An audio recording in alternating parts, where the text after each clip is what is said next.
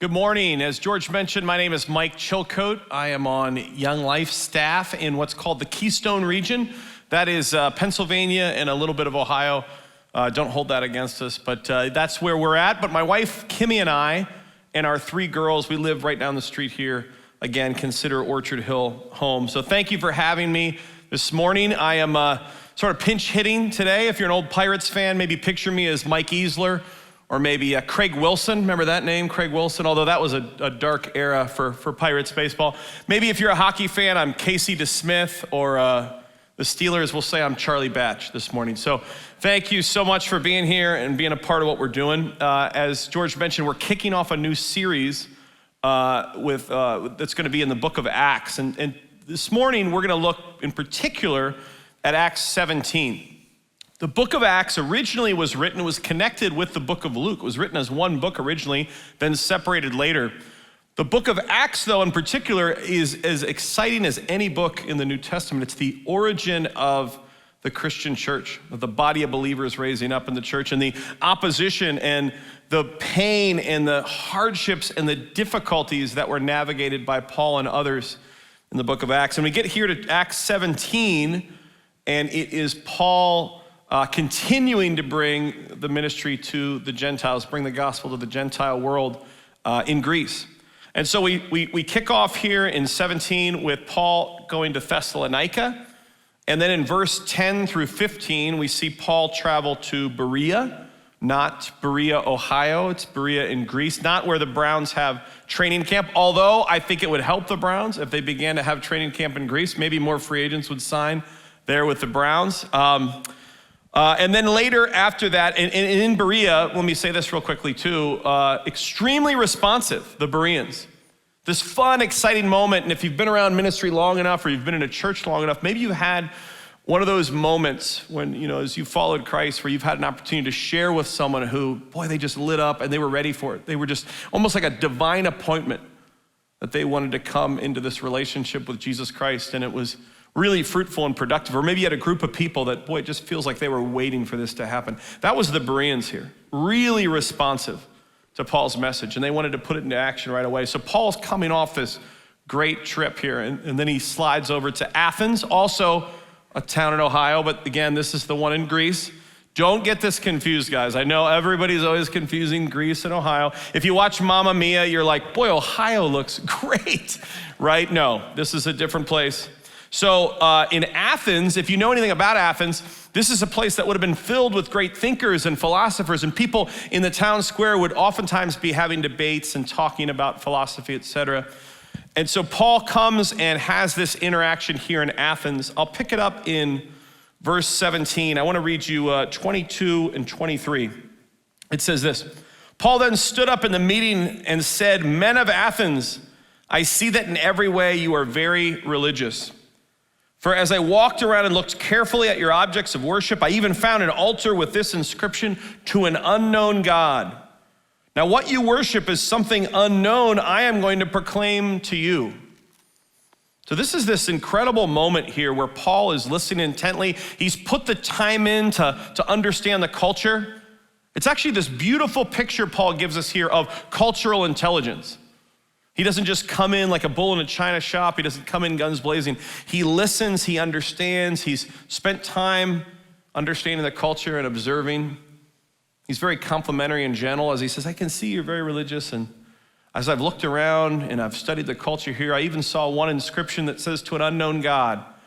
And Paul takes that little window, that little door, that crack in the door that he's given there, and he runs right through it. And he says, "Well, I would love to make known that unknown God to you, because he is knowable." This would have been fascinating. This would have been shocking to the audience that was hearing this, right? As Paul he's being respectful of culture, but he leverages it to talk about the one true God and his loving design for all of mankind, for all of humankind. It's important to know your audience. Paul gives us a master class here on cultural intelligence, cultural awareness, understand the audience he's speaking to. It was funny, as I was preparing this talk, I was thinking about, and if you know, some of you know me well, if you know me well, I'm an absolute buffoon, so I thought of 273 different examples of moments where I stuck my foot in my mouth or said something I shouldn't have or not known my audience, but one stood out in particular. I remember several years ago, it was 2009, I was at a Young Life camp just outside of Atlanta, Georgia. And I was gonna spend a month there, and I was gonna be the guy doing some of the comedy stuff and doing some of the speaking and doing the presentation stuff up front. And if you're at a Young Life camp, they break those into 4-week, you're there for a month-long assignment, and each week has 600 students that are piling in from all around the US and actually international as well. Young Life's in over 100 countries, so you'll have folks sometimes come from completely different cultures, and it's really fun to watch. Well, whenever I have a chance to speak or to present from up front at a Young Life camp, I love to kind of put the time in the gym, so to speak, where I'm studying the folks that are coming in so that I can make sure I understand contextually where they're coming from and that I don't step on any toes or say anything inflammatory or offensive. And this one week, there was a group coming in from Norway and Sweden that were coming to Georgia to be a part of this week. And I don't know how I didn't get the memo, but I did not get it. And it was literally a couple hours before we were set to begin, and I'm hearing this news that they're coming. And so I don't have any time to prepare at all. And I think to myself, well, Chili, and people, the nickname of mine is Chili. I'm like, Chili, just don't say anything, offensive, and don't touch any hot topics. And when I was doing comedy, a lot of times I would ad lib a lot, or I would shoot from the hip. So I'm like, just play it safe here. Because you haven't really put the time into study. So the first night we're there, and again, I ad-lib some, and I look in the front row, and there's a kid there, and he's eating black licorice, a big bag of black licorice. Now, I'm gonna say something here, and this is, you talk about a hot take. I'm gonna really make a stand here. And if you're offended, I apologize. But I am gonna go on record as saying black licorice is the absolute worst candy ever created. In fact, I wouldn't even categorize it as candy. It is awful. I don't know who invented this and said, boy, this is delicious. They're crazy, they're wrong. Other than circus peanuts, I can't think of a candy that is more offensive to me than black licorice. So I see this kid eating the black licorice, and I'm like, I'll just go off on that. So I start mocking, ripping black licorice, right? Who would like this? It's awful. And the crowd is laughing, and it's going well. But for some reason, I can tell over here, on the right side, is this group from Norway and Sweden, the Scandinavian crew that's over here. They're not laughing. In fact, they're not laughing at all, and they almost look angry and offended. And I'm thinking, what could be more innocuous than talking about black licorice? But it's kind of throwing me off my game, but I finish up, and at the end of it, some of the leaders come up. And again, English is a second language, so we're trying to understand one another, and the leaders come up and basically say, Chili, I gotta be honest with you, it didn't start off on the best foot. It was we got off to a rough start, and I think that's affected the crowd. And I'm like, I noticed that. Was everything okay? I don't feel like I touched any hot topics. And he was like, well, I'll be honest with you, the black licorice stuff was tough. And I was like, the black licorice? And he's like, yeah, I don't know if you know this, but in Norway and Sweden and Finland and in that area of the world, black licorice is beloved as the most important candy in the area. I'm like, what? Black licorice? He's like, no, absolutely. In fact, it's a source of civic pride. I'm like, civic pride? He's like, yes. And he goes, I don't want to keep piling on, but some of the kids, some of the students that are here, their parents work for a black licorice manufacturing company. And I thought to myself, what are the chances that the moment where I decide I'm gonna really rip into black licorice, that it's this offensive thing that sets us off on the wrong foot and drives a wedge between us and this group of students. So it is important, vital to know our audience, to know who it is we're speaking to be sensitive, to put the time in to earn the right to be heard relationally, and to understand their perspective with gentleness, humility, and kindness. Paul really epitomizes this. He leverages that well. He models that well for us as he talks about the one true God and his loving design for humans. James 1 says, everyone should be quick to listen, slow to speak, and slow to become angry, for man's anger does not bring about the righteous life that God desires. Quick to listen. So many times when I'm in a situation, rather than active listening, I'm waiting for the thing I can say. or I'm planning out my response rather than really listening and hearing and putting myself in their shoes. So he moves from this moment where he's talking in Athens in 22 and 23, and he slides the argument over in 24 through 30 to creation, to the origin of the universe, to God's creation in particular. And I'm going to pick that up here in Acts 17. This is starting in verse 24.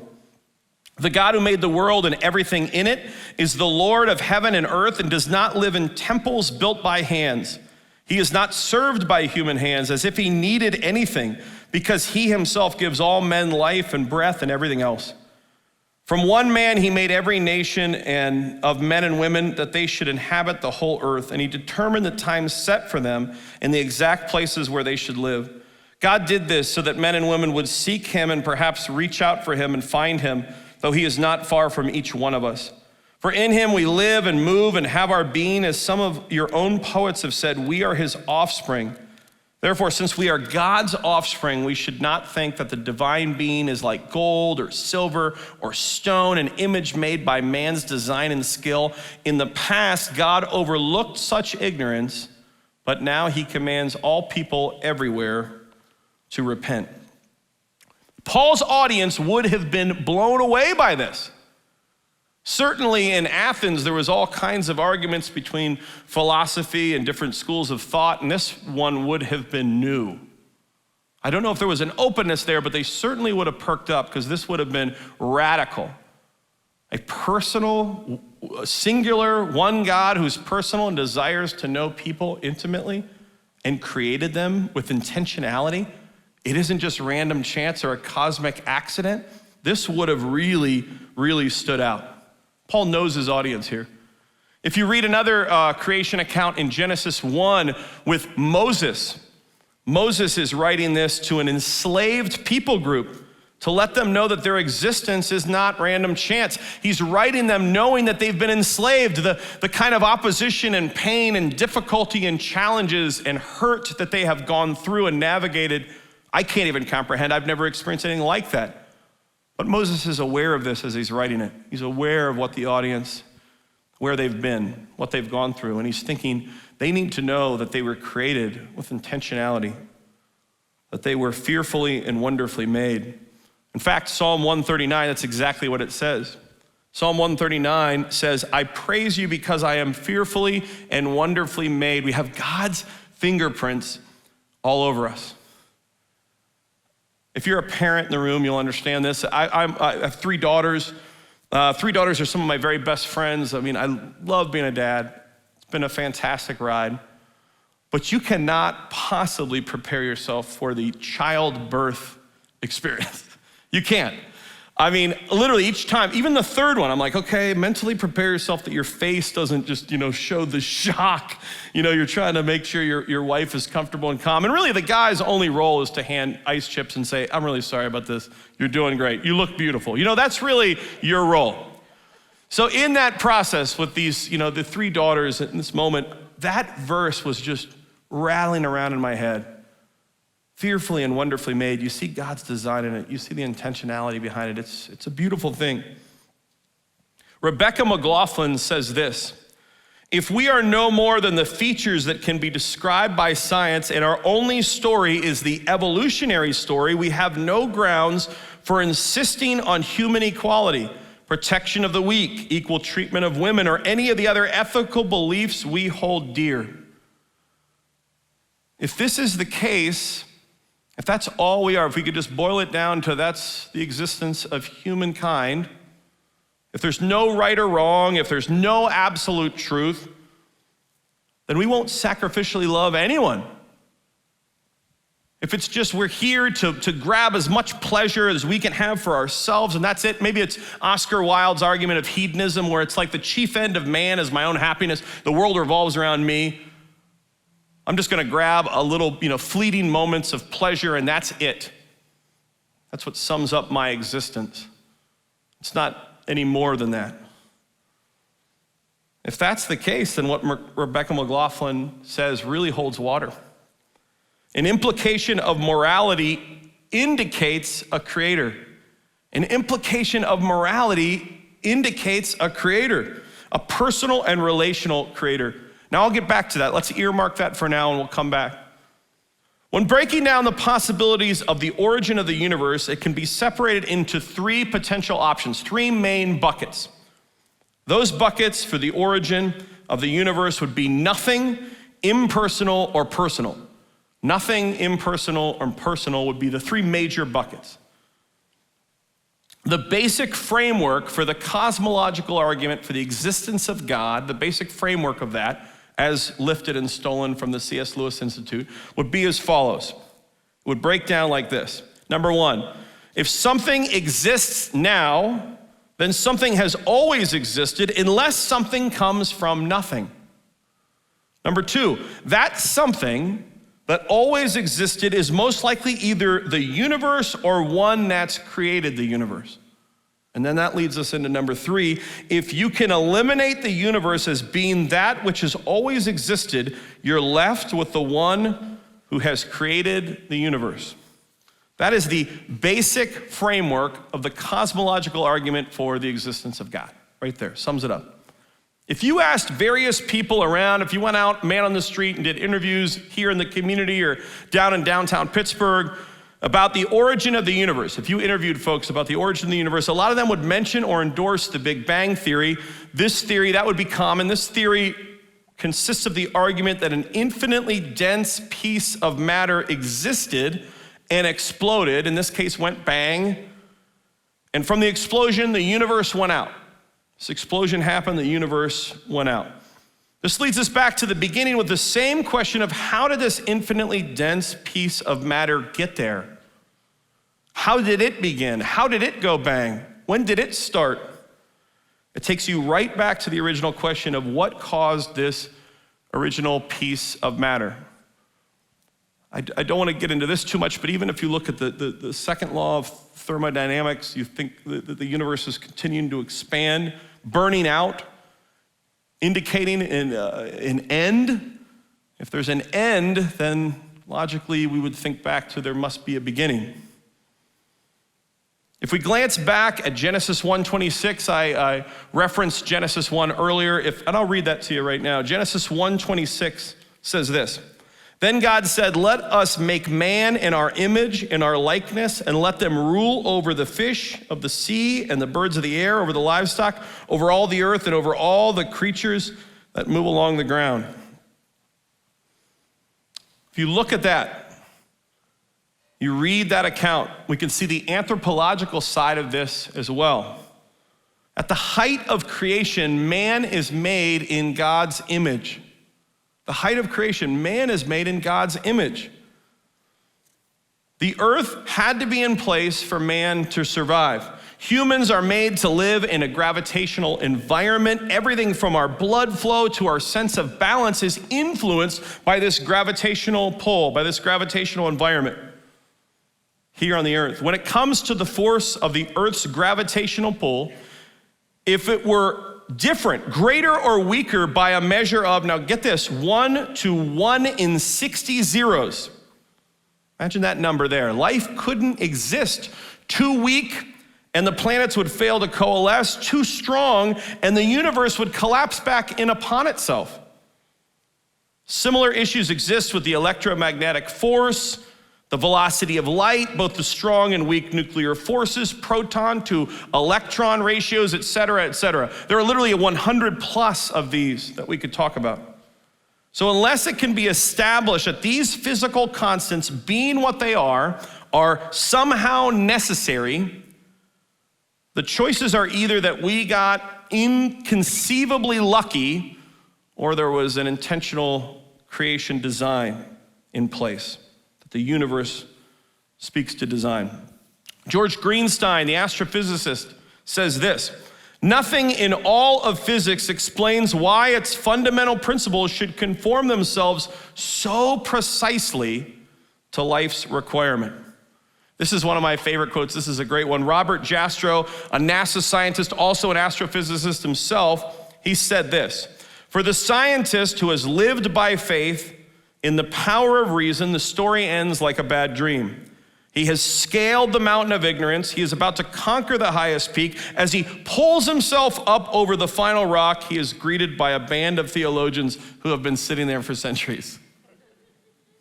The earth must orbit an energy source, the sun, just at the right distance, rotate at the right speed. It needs to rotate at the right angle. The moon stabilizes the angle, and the other planets in the solar system stabilize the orbit. It's almost like before the creation of the world, someone dialed in the settings just right. Almost like before the creation of the world, someone put the settings just right for life to exist, for you and I to be here. They're dialed in perfectly for us to exist. Albert Einstein says this: everyone who is seriously engaged in the pursuit of science becomes convinced that the laws of nature manifest the existence of a spirit vastly superior to that of men, and one in the face of which we, with our modest powers, must feel humble. That's Big Al himself said that right there. I'm quoting really smart people here. The last few quotes, really smart folks. They have a pretty high IQ, right? This is by design. I did that by design.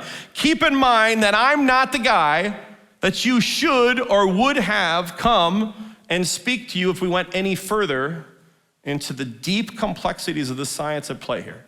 I wouldn't be the guy. In fact, last night I spoke at the 6 o'clock service.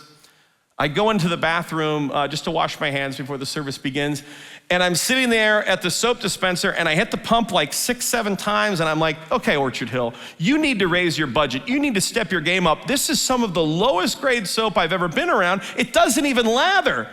And then I realize when I turn it around that it's hand sanitizer. That's the guy speaking to you right now. You have to keep that in mind. And that's a real thing. That did happen. I'm a fool.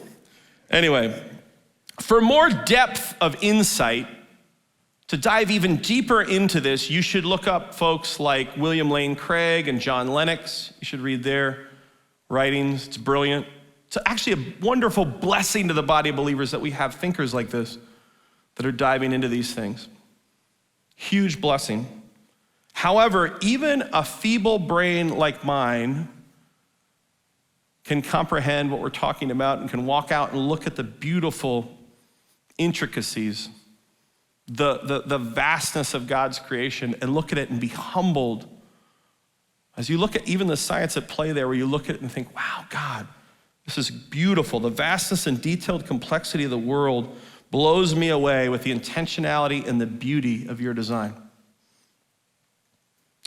With all this said, perhaps the most convincing and powerful argument for creation is found in the loving, personal, and relational nature of God and how he draws near to us in community. God draws near. He is there and he is not silent. God comes near.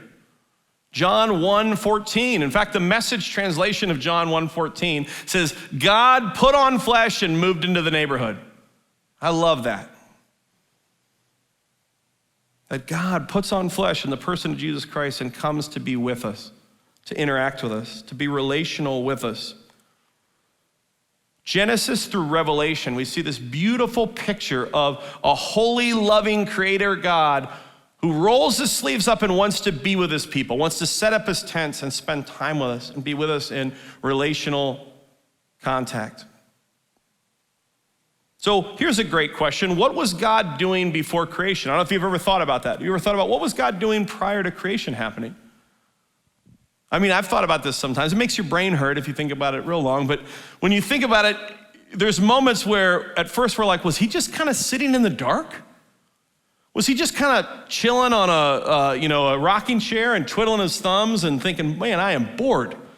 I need to come up with Netflix or something. This is terrible.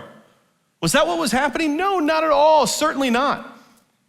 No, what was at play here is that God has always existed in relationships. God has always existed in relationships, even prior to creation. How do we know that? Do you know how we know that? We know that through the doctrine of the Trinity. The doctrine of the Trinity screams to that. It's so important. A big neon arrow to this relational side of it, that God has always been active, always been creative and has always expressed his love, always, eternally. In fact, God is love. He is the very epitome and manifestation of love. God has always been love.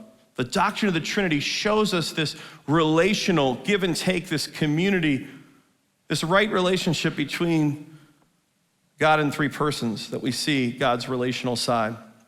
This is mind-blowing. In John 17:24, the verse says this. This is from Jesus himself. Father, I want those you have given me to be with me where I am and to see my glory, the glory you have given me because you loved me when? Before the creation of the world. It says it right here. And Jesus is like, all throughout eternity, the doctrine of the Trinity has proclaimed the glory of God and also his relational nature. The same way, earlier in John 17:5, it says this, Father, glorify me in your presence with the glory I had with you before the world began.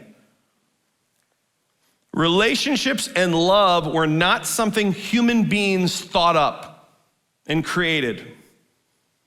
It's more fundamental to the universe than matter itself. It's more fundamental to your existence and who you are than matter itself.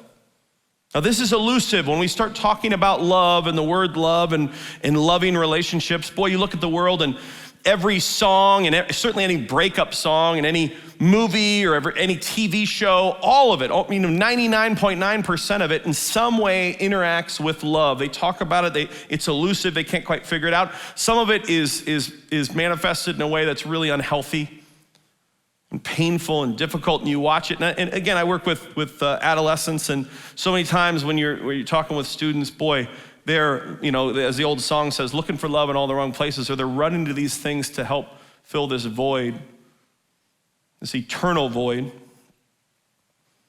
And we talk about love, certainly a loving father. Some people have had a real bad experience maybe with their father growing up, or maybe they had no experience at all. Maybe they didn't know their father. People have been in situations that are far more painful than I could even imagine. It's difficult to navigate this conversation then.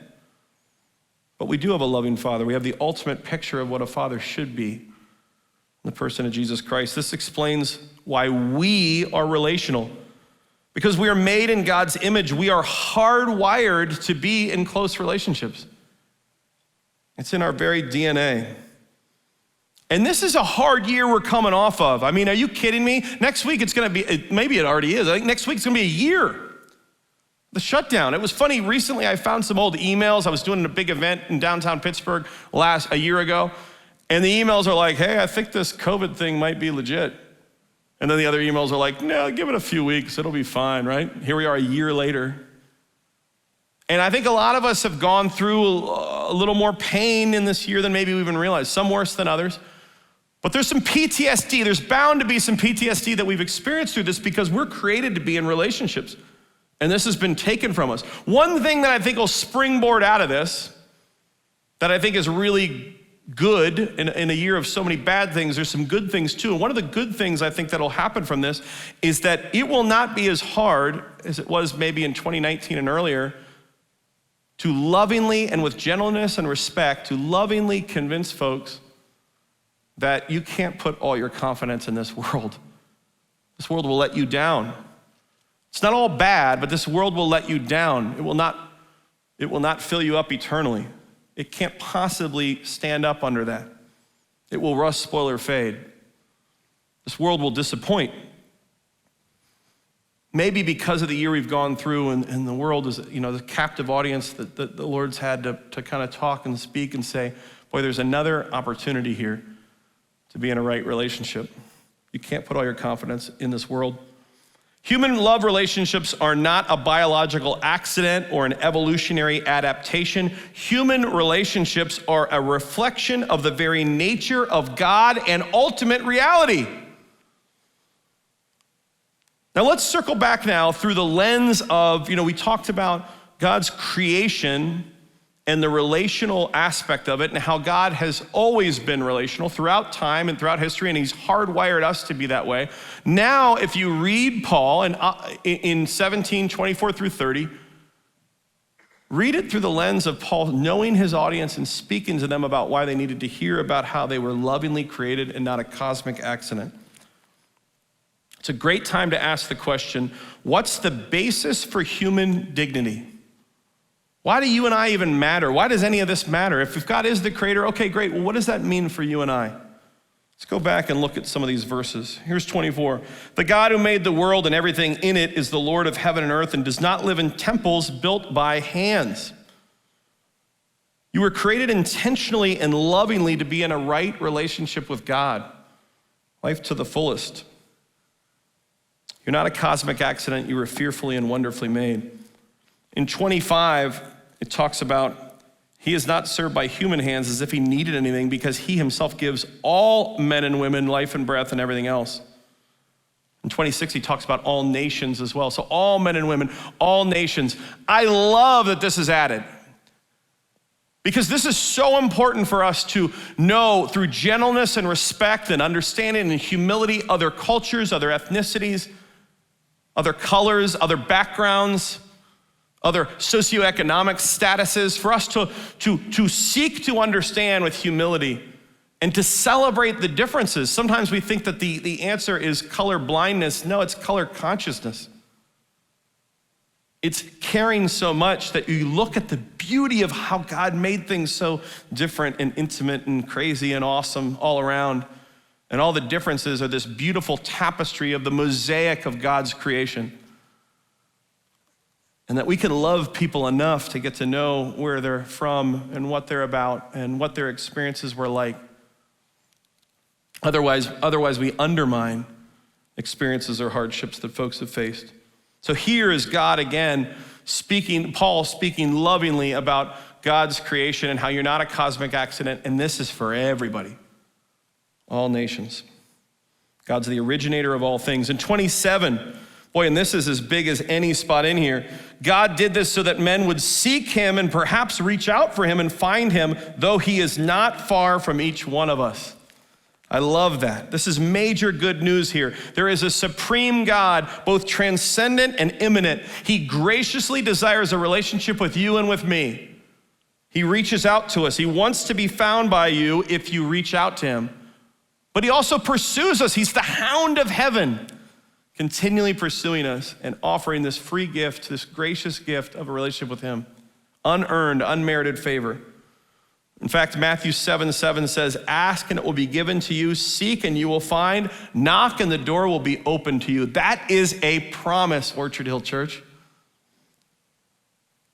28 and 29, Paul talks about avoiding idols and idol worship. Surely the true God of the universe is greater than something made by humans. You might, turn this part off and be like, idols, and, is this like the Brady Bunch episode where Greg falls off the surfboard because they're worshiping the little wooden idol or whatever? No, it's not necessarily a wooden or created idol. An idol could be anything. It could be your importance, you're putting all your importance and all your eggs in the basket of money or sports or prestige at work or status, or maybe if you're a younger person, maybe it's how you're viewed on Snapchat or Instagram. These all can be idols. These all can be things that we're putting our confidence in, saying, this will fill me up. This will be the one true thing. Surely the God of the universe is greater than something made by humans. And then in verse 30, Paul gets direct and puts it bluntly. A personal invitation to change your mind and to turn to the one true creator God. God will return as righteous judge. It's a promise here. So turn to him today and be completely forgiven. God's graciousness is complete and total and overwhelming and abundant, and it's not earned. It's a free gift given to you and me. We can trust in and believe in Jesus with our head and our heart. We can walk in that confidence. Jesus, thank you so much for this time, this opportunity to talk about your majesty, your glory, your creation, your love. That, Lord, we're not a cosmic accident, that you created us with intentionality, that you care for us beyond what we could even comprehend. Lord, we thank you for that. We're humbled by that. Lord, help us to spring to life with new confidence in who you say we are, Lord, and help us to trust you as we put our hand in yours. In your name I pray, amen. Thanks.